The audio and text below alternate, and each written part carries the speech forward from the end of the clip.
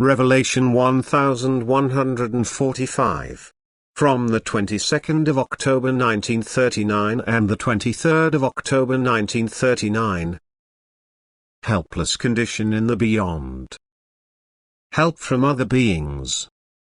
It is still a blessed state, which all people should long for, grasp, that the spirit in you can free itself, because you still live on this earth and are free insofar that it is completely left to your will to loosen the fetters of the spirit or to hold it captive. But when you have ended this life, you yourselves are subject to laws and without strength and power.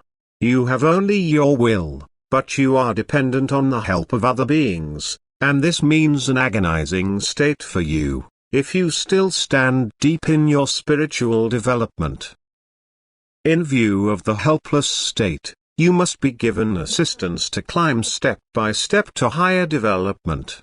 You are completely dependent on help, you can do nothing without the support of higher spiritual powers, and you also have to win them again for yourselves by willingly offering your services to those who have entered the hereafter even more miserably, because every work of love will also have an effect there in such a way that he who gives, receives.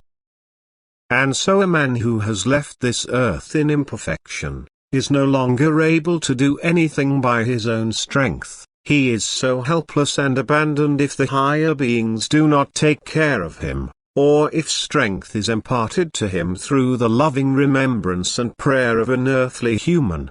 And to have to recognize in this sad situation, which grace he let pass him by in earthly life, is unspeakably bitter and therefore a state of remorse, which triggers agonies which you humans cannot measure. The state of suffering of such souls is conjured up by them themselves, and that is why it also burdens the being so much, that it would like to escape from it, and it is therefore grateful for any help granted to it in this situation.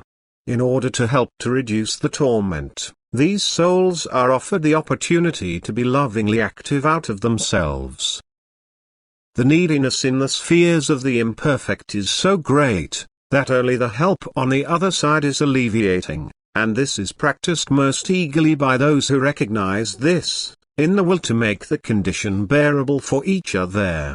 And only through this, also the darkness around such souls is interrupted from time to time by a ray of light, which again shows them a way, which could improve their situation.